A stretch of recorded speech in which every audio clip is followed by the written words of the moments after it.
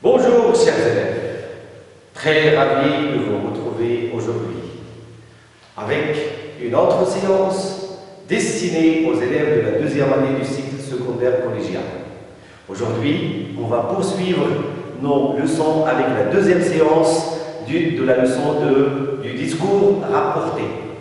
Comme nous avons vu dans les séances dernières, nous avons parlé du discours rapporté. C'est quoi un discours rapporté? Quelles sont les manières avec lesquelles on peut rapporter un discours?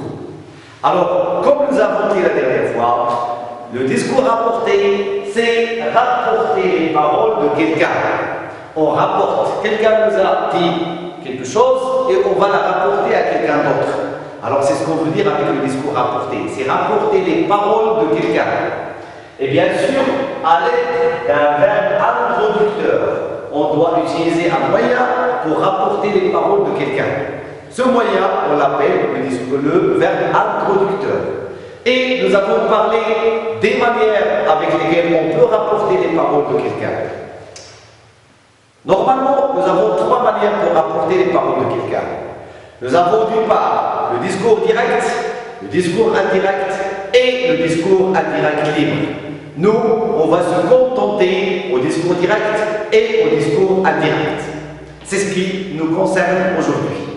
Nous avons dit aussi que le discours direct, c'est rapporter les paroles de quelqu'un sans changer. Ça veut dire sans changement, sans changer les paroles. On les rapporte à la lettre. J'ai rencontré Ahmed, il m'a dit, je vais au collège. Je vais rapporter ces paroles à un autre ami. Je vais lui dire, Ahmed m'a dit, je vais aller au collège. J'ai rapporté les paroles à la lettre. Ça veut dire sans changement. Le discours direct se caractérise par les signes de ponctuation, à savoir les deux points, et les paroles se mettent entre les guillemets. Alors que le discours direct, on remarque la disparition de ces signes de ponctuation, les deux points et les guillemets, et on change dans les paroles. Il y a des changements. Le discours indirect, c'est rapporter les paroles de quelqu'un avec des changements. Nous avons parlé aussi de la première règle, c'est lorsque le verbe introducteur est conjugué au présent. Lorsqu'il est conjugué au présent, qu'est-ce qu'on change? Lorsqu'on passe du discours direct au discours indirect, qu'est-ce qu'on change? On change seulement les personnes. La première personne devient la troisième personne. Dans les pronoms personnels, par exemple, le jeu, il devient il masculin, bien elle féminin. Les pronoms personnels, les pronoms plutôt possessifs, le mien devient le sien, la mienne devient la sienne, ainsi de suite. Et les adjectifs possessifs à la première personne se transforment à la troisième personne. Ma devient ça, notre devient leur, ainsi de suite. Maintenant, on va passer à la deuxième règle. C'est lorsque le verbe introducteur est conjugué au passé. Allez, faites attention maintenant. Nous avons un exemple. Ahmed a dit, je sortirai demain d'ici avec mes amis. On va transformer cette phrase du discours direct au discours indirect. Comment on fait pour la transformer? La première des choses, on écrit le verbe introducteur. Ahmed a dit.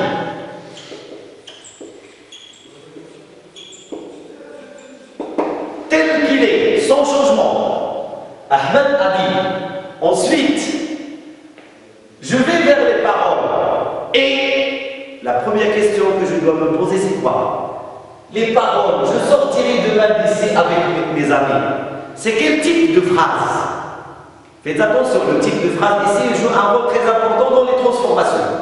Là, il s'agit bien sûr d'une phrase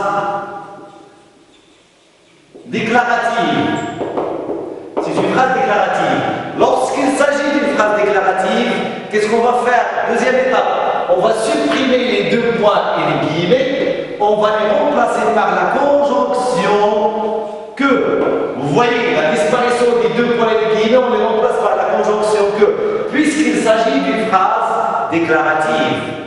Puis après, je reviens au verbe introducteur. Le verbe introducteur dit qu'il est conjugué à quel temps? Il est conjugué au passé composé. C'est le passé composé, bien sûr. Alors, la règle, lorsque le verbe introducteur est conjugué au passé composé, qu'est-ce qu'on change? En plus des pronoms personnels, des adjectifs possessifs et des pronoms possessifs, on change les temps verbaux. Nous avons 4 temps verbaux qui changent, à savoir le présent, il devient l'imparfait au discours indirect. Le passé composé devient le plus que parfait. Le futur simple devient le conditionnel présent. Le futur antérieur devient le conditionnel passé. Aussi, on change les indicateurs spatio-temporels. Les indicateurs de lieu et les indicateurs de temps changent aussi. Vous avez aujourd'hui, devient ce jour-là.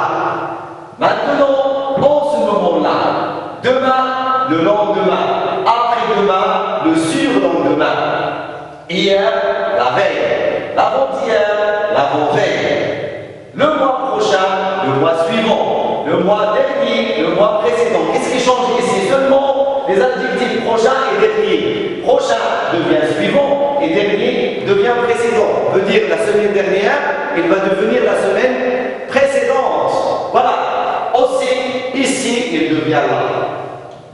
Bon, on va appliquer ce qu'on vient de voir ici, dans cet exemple. Avant de transformer, il faut chercher les éléments qui vont changer dans la phrase. Comme ça, on va maintenir la règle mieux. Alors, vous avez premièrement, je, c'est la première personne, il va changer. Sortir, c'est un temps verbal. On ne va pas changer le verbe, on va changer le temps verbal.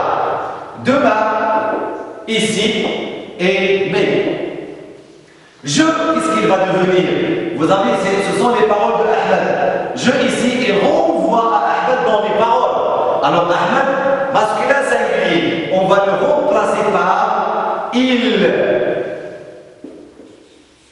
Voilà. Sortir, c'est le verbe sortir. Conjugué à quel temps? Il est conjugué au futur simple. Et nous avons dit dans la règle, le futur simple devient le conditionnel présent. Alors, c'est très facile de passer du futur simple au conditionnel présent. Il suffit de changer les terminaisons. Alors, je vais écrire sorti, sort. Sortir, c'est le verbe. Et on va ajouter la terminaison de l'imparfait. Il a été. Et on obtient le conditionnel présent facilement. Demain, voilà, demain, il devient le lendemain.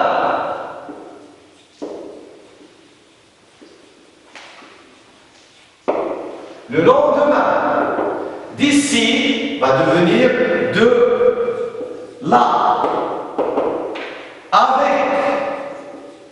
Avec qui? Avec ses amis. Mais devient c'est. Voilà. Alors, je récapitule très vite.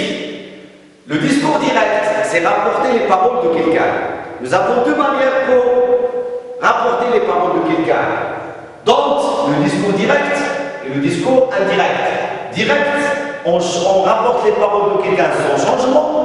Il est caractérisé par les 2 points et les guillemets.